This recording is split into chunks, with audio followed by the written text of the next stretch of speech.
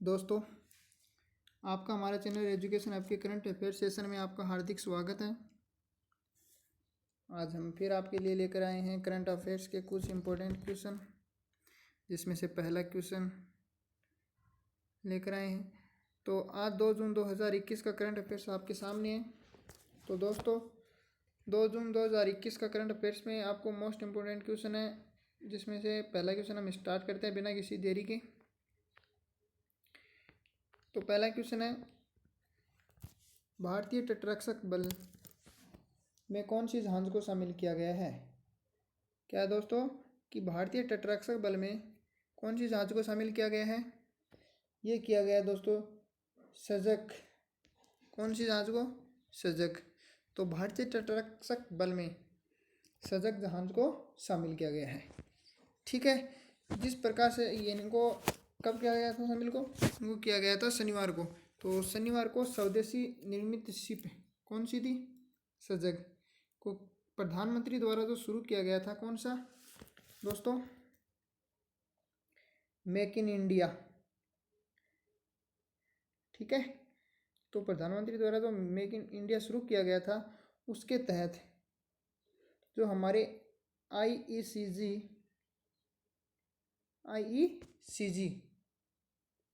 Ship सजग रूप में एक इसको शामिल किया गया है। किसमें किया गया है? भारतीय तटरक्षक बल में। ठीक है। तो जो राष्ट्रीय सुरक्षा सलाहकार कौन है हमारे? अजित डोभाल। ठीक है। तो उन्होंने मंजूरी दे दी है किसको? इस जहाज को इसमें शामिल करने के लिए। तो इस प्रकार से जो हमारे अभी जो इस यास तूफान में भी पहुंचे हुए हैं, ठीक है, तो यास तूफान में जो समुद्र में जो लोग फंसे हुए थे, उनको इस जहाज के द्वारा आसानी से निकाला गया है। और साथ ही हमारे जो वायुसेना है, उसके लिए भी एक बड़ी उपलब्धि है कि उन्हें फ्रांस से राफेल जो हमारे वायुसेना के हेलीकॉप्टर हैं, उनके एक और वहाँ से उड़ान भर चुकी है। तो अब टोटल हमारे पास कितने वायुसेना के राफेल हो चुके हैं? 21। तो ये भी वायुसेना के लिए एक मजबूती का कारण है। ठीक है। अगला क्वेश्चन देखते हैं दोस्तों। अगला क्वेश्चन है कि कोविड-19 के कारण अनाथ हुए बच्चों की देखरेख के लिए उत्तर प्रदेश सरकार ने कौन सी योजना की शुभारंभ की है? तो दोस्तों, कौन सी सेवा की है? ये की है बाल सेवा योजना की। ठीक है। तो बाल सेवा योजना को इसने कौन सी में की है? यह उत्तर प्रदेश में। तो यहाँ के सीएम कौन होंगे? योगी आदित्यनाथ। कौन है? योगी आदित्यनाथ। ठीक है। तो योगी आदित्यनाथ ने अनाथ बच्चों के लिए कौन सी बाल सेवा योजना? तो योगी आदित्यनाथ ने कहा है कि जो भी व्यक्ति नहीं अनाथ जो बच्चे हुए हैं कोविड-19 के कारण, उन सभी व्यक्ति को 4,000 रुपये प्रति महीना वित्तीय सहायता मिलेगी। कितने रुपये मिलेंगे? 4,000 रुपये। और ये 4,000 रुपये उन को मिलेंगे जो उन बच्चों की केयर टेकर हैं। ठीक है। अर्थात जो उनको पालेंगे, अब जो उन्हें पाल रहे हैं, उनको 4 जोड़े प्रबंध मिलेंगे। अगर जिस व्यक्ति के या जिस बच्चे की कोई केयर टेकर नहीं है, तो उनके लिए अनाथालय योगी आदित्यनाथ द्वारा खोला जाएगा और उन्हें वहाँ पर उनका पालन पोषण किया जाएगा। ठीक है। तो ये है कि यहाँ के किसके? उत्तर प्रदेश सरकार की महत्वपूर्ण योजना। कौन सी? बाल सेवा योजना। किसके द्वारा चलाई गई थी? वहाँ के मुख्यमंत्री आदित्यनाथ योगी द्वारा। ठीक है दोस्तों। उनमें कितनी वित्तीय सहायता दी गई है? 4,000 रुपये वित्तीय सहायता वहाँ पर दी गई है। ठीक है।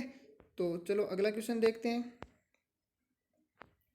अगला क्वेश्चन है दोस्तों, किस बैंक ने देश के रिटेल यानी खुदरा व्यापारी, कौन सा? खुदरा व्यापारियों के लिए मर्चेंट स्टेक लॉन्च किया है? तो किसने किया है? आईसीआईसीआई बैंक ने। ठीक है। तो किसने किया है? आईसीआईसीआई बैंक ने दोस्तों। क्योंकि जो आईसीआईसीआई बैंक ने देश के रिटेल यानी खुदरा व्यापारी के लिए एक मर्चेंट स्टेक लॉन्च किया है। ठीक है। तो ये क्या है? एक लॉन्च, तो यह सेवा है व्यापारियों के लिए, एक इस प्रकार की सेवा है। तो जो उनकी जो बाधाएं होती हैं, उनको किसको? व्यापारियों के लिए। तो उनको एक उनकी बाधा को निपटने के लिए, उनकी सुविधा करने के लिए एक यह क्या किया गया? Merchant stage. तो यह क्या है? मर्चेंट स्टेज इस प्रकार से है कि दोस्तों कि जैसे कि बड़े बड़े व्यापारी होते हैं, सुपर मार्केट होते हैं, बड़े रिटेल यानी बड़े चेन, यानी जो बड़े बड़े ऑनलाइन बिजनेस चलते हैं उनका, ठीक है। तो ऑनलाइन बैंकिंग जो है ये मर्चेंट स्टेज एक ऑनलाइन बैंकिंग से मिला हुआ है, ठीक है। किनसे? ऑनलाइन बैंकिंग से, ठीक है दोस्तों। तो इसमें क्या है कि जो भी बड़े बड़े व्यापारी हैं उनको इनमें सहायता मिलेगी। किस प्रकार से मिलेगी? क्योंकि जो उनको सेवाओं में जो उसको बाधाएं आ रही थी, तो वो अब बिना किसी बाधा के सोल्व हो जाएगा। अर्थात उनकी जो जरूर संबंधी कोई भी ज़रूरत है, जैसे रिटेल की संबंधी है, सुपर मार्केट में ग्रोसरीज हैं, स्टोर चेन है, या ऑनलाइन बिजनेस हैं, जो भी कोई भी बैंकिंग सेवाएं हैं, उनमें किसी भी प्रकार की उनको बाधा नहीं होगी। तो ये कौन सा बैंक ने किया? ICICI बैंक ने, ठीक है। अगला क्वेश्चन देखते हैं। अगला क्वेश्चन है दोस्तों, किस राज्य ने इंटरनेशनल मिनिस्ट्रियल हाइजीव डे पर उड़ान स्कीम को लॉन्च की है? तो किसने की है? कौन सी ने की है? पंजाब सरकार ने की है, पंजाब। तो पंजाब सरकार ने कौन सी है? इंटरनेशनल मिनिस्ट्रियल हाइजीव डे पर उड़ान स्कीम को लॉन्च किया है। तो यह लॉन्च की गई है। तो इसमें क्या है? तो इसमें दोस्तों जो गरीब लड़कियां हैं, कौन है? गरीब लड़की, और जो महिलाएं हैं, कौन है? महिलाएं, ठीक है। तो उनको क्या है? मुफ्त में सैनिटरी पैड, ठीक है, सैनिटरी पैड देने की घोषणा की है, ठीक है। तो महामारी के कारण जो गरीब लड़कियां और महिलाएं हैं उनको सैनिटरी पैड उपलब्ध कराए जाएंगे। किसमें? मुफ्त में। किसके द्वारा? बिहार सरकार, सॉरी पंजाब सरकार के द्वारा, ठीक है। तो इसमें वार्षिक जो लागत है किसकी? बिहार सरकार की, सॉरी पंजाब सरकार, बिहार का नाम कैसे आ रहा है? पंजाब सरकार की, वो लगभग कितनी है? 50.55 करोड़ रुपए, ठीक है। ये क्या है? वार्षिक लागत, ठीक है दोस्तों। तो ये याद रखना। तो कि पंजाब सरकार ने इंटरनेशनल मेंस्ट्रुअल हाइजीन डे पर उड़ान स्कीम को लॉन्च किया है, ठीक है। तो इसमें गरीब महिलाओं और बच्चों के लिए, बच्चियों के लिए यह सैनिटरी पैड उपलब्ध करवाए जाएंगे। तो अगला आज का क्वेश्चन देखते हैं कि RBI के नियामक अनुपालन में कमी को लेकर बैंक पर 10 करोड़ रुपए का जुर्माना लगाया है। तो कौन से RBI ने कौन से बैंक पर लगाया है दोस्तों? ये लगाया है HDFC बैंक पर, ठीक है। तो ये RBI ने, जो भारतीय रिजर्व बैंक है, उन्होंने HDFC बैंक पर लगाया है, क्योंकि जो उन्होंने, कौन से ने? HDFC बैंक ने जो उनके बैंकिंग सेवाओं के जो नियम थे उनका क्या किया हुआ ना, उन्होंने उल्लंघन किया है। तो यह जो हमारे भारतीय रिजर्व बैंक है उसने किसके तहत अधिनियम 1949 के तहत धारा कौन सी लगाई थी उन्होंने?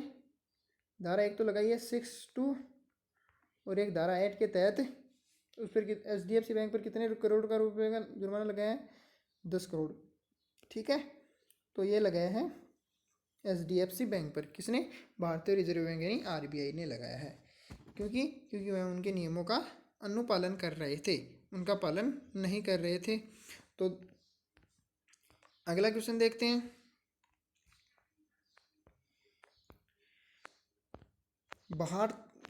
वैज्ञानिकों ने मानव के किस भाग की नकल करने वाले कुशल आर्टिफिशियल जेनेटिक नेटवर्क विकसित किया है? तो कौन से भाग का किया है? ये क्या दोस्तों? मस्तिष्क। तो वैज्ञानिकों ने मानव के मस्तिष्क भाग की नकल करने वाला कुशल आर्टिफिशियल जेनेटिक नेटवर्क विकसित किया है, ठीक है। तो ये जो यह जेनेटिक नेटवर्क उसने विकसित किया है, जो आर्टिफिशियल इंटेलिजेंस की तरह काम करने में पारंपरिक तकनीकों की तुलना में अधिक कुशल होंगे। जो कि हमारे जो कंप्यूटर जिस प्रकार से काम करते हैं, ठीक है, जो कंप्यूटराइज गति है उसको ये बढ़ा देंगे, उनकी ऊर्जा को और भी खपत है, उनकी जो अर्थव्यवस्था है उसको और अधिक बढ़ा देंगे, अर्थात ये जो तकनीकों की तुलना में अधिक कुशल होंगे। जो ये मस्तिष्क उन्होंने किया है विकसित, जो ये सुपर कंप्यूटर है, उसी की रफ्तार नहीं, उसी को भी उससे भी तेज कार्य करने में सक्षम है। तो किसकी की है नकल? मस्तिष्क की। ठीक है दोस्तों, आज का 7वां क्वेश्चन अगला देखते हैं कि किस आईआईटी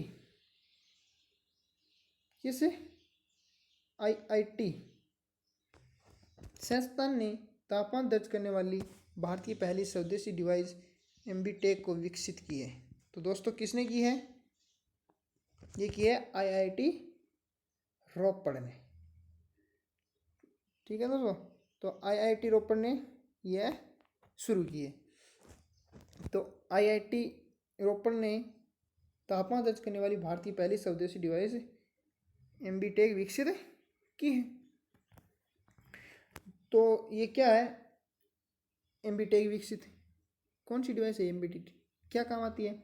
जो हमारे अभी कोविड-19 के कारण जो वैक्सीन लगाई जा रही हैं उनमें, और जो रक्त है हमारे, जो शरीर का ब्लड है, और शरीर के जो खराब अंग हो गए उन्होंने ना, है ना, जो अंग है हमारे खराब होने वाले हैं, जो वैक्सीन है, जो रक्त है, तो उनके उत्पादों को सुरक्षित करने के लिए देश की अपनी तरह से पहली डिवाइस है ना। तो जो खराब हो रहे हैं उनको सुरक्षित करने के लिए हमारी जो पहला उपकरण बनाया है हमने, कौन सा किया है? एम्बेटिक। ठीक है, एम्बीटेक। ठीक है, तो ये हमारा पहला है कि जो हम इनको सुरक्षित रख सकते हैं। तो ये कौन सी आईआईटी ने किया है? ये हमारी आईआईटी रोपड़ ने किया दोस्तों। ठीक है, तो अगला क्वेश्चन देखते हैं। अगला क्वेश्चन है कि किस राज्य के मुख्य सचिव कौन है? अल्लापन बंदोपाध्याय को रिटायर कर प्रमुख सलाहकार नियुक्त किया गया है। तो किस राज्य सरकार ने ये किया दोस्तों? बंगाल सरकार ने। ठीक है, तो बंगाल सरकार ने किसको? अल्लापन बंदोपाध्याय को रिटायर का प्रमुख सलाहकार नियुक्त किया गया है। तो बता दें कि जो अल्लापन को है अभी केंद्र सरकार ने उन्हें दिल्ली बुलाया था, लेकिन वो दिल्ली नहीं पहुंचे। तो दिल्ली नहीं पहुंचने पर अल्लापन को एक क्या गया था, उनके खिलाफ एक क्या गया, नोटिस जारी किया गया। ठीक है, तो उस नोटिस में अल्लापन को पूछा गया, जो मुख्य सचिव हैं उनको पूछा गया कि आपको केंद्र सरकार द्वारा दिल्ली बुलाया गया और आप दिल्ली क्यों नहीं आए? ठीक है, तो उनको यह पूछा गया, उनको यह नोटिस भेजा गया में। तो साथ ही फिर अभी हाल ही में ममता बनर्जी ने, जो है हमारी ममता बनर्जी ने, उन्हें प्रमुख सलाहकार नियुक्त किया है। ठीक है, क्या किया उन्हें? वो प्रमुख सलाहकार का नियुक्त किया है। ठीक है, और साथ ही में जो उनके HK द्विवेदी हैं दोस्तों, साथ ही में जो HK द्विवेदी को किस पद पर नियुक्त किया गया है? मुख्य सचिव की। ठीक है, तो मुख्य सलाहकार में किसमें रिटायर किसे किया गया है? अल्लापन को। और उनका सचिव किसे किया गया है? HK द्विवेदी को। तो कर दिया गया। ठीक है, और वहीं पर गृह सचिव का पद भी है। तो गृह सचिव किसे नियुक्त किया गया अभी? BP गोपालिक को। किसको किया गया है? BP गोपालिक को। ठीक है दोस्तों, तो ये भी एक गृह सचिव है, नियुक्त किया गया है इसको, तो BP गोपालिक को।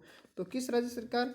यह बंगाल राज्य सरकार ने मुख्य सचिव अल्लापन बंदोपाध्याय को रिटायर का प्रमुख सलाहकार नियुक्त किया गया दोस्तों। तो दोस्तों अगला क्वेश्चन देखते हैं कि 1 जून में को विश्व भर में कौन सा दिवस मनाया जाता है? तो आपको पता ही होगा 1 जून को विश्व भर में कौन सा दिवस मनाया जाता है? विश्व दुग्ध दिवस और माता पिता दिवस। विश्व माता पिता दिवस और विश्व दुग्ध दिवस। ठीक है, तो 1 जून को विश्व दुग्ध दिवस मनाया जाता है। तो दोस्तों ये संयुक्त राष्ट्र जो हमारा संघ है, तो संयुक्त राष्ट्र द्वारा जो खाद्य और कृषि संगठन द्वारा इस दिवस को मनाने का उद्देश्य है, संयुक्त राष्ट्र संघ द्वारा इसको मनाया जाता है। और किसके द्वारा? जो हमारे खाद्य और कृषि संगठन द्वारा, क्योंकि दुग्ध उत्पादन है तो कृषि से, अधिकतर माता पिता दिवस मनाया जाता है, वो भी संबंधित किससे है? कृषि से। तो इसका एक उद्देश्य यह है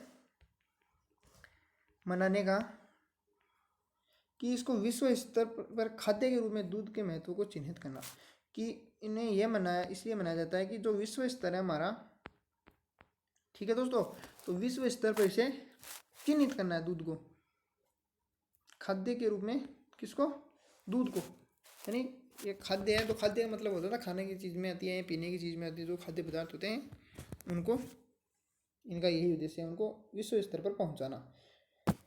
और साथ ही साथ हमारे जो डेयरी क्षेत्र को भी प्रोत्साहन दिलाना। ठीक है दोस्तों, तो इसका मुख्य उद्देश्य है कि जो यह 1 जून को विश्व भर में यह इसलिए मनाया जाता है क्योंकि जो हमारे दूध है उसको विश्व स्तर पर चिन्हित करना और डेयरी क्षेत्र को प्रोत्साहन करना, उसको आगे बढ़ाने के लिए इस दिवस को मनाया जाता है। ठीक है दोस्तों, तो आज का अंतिम क्वेश्चन हम देखते हैं। तो आज का अंतिम क्वेश्चन है दोस्तों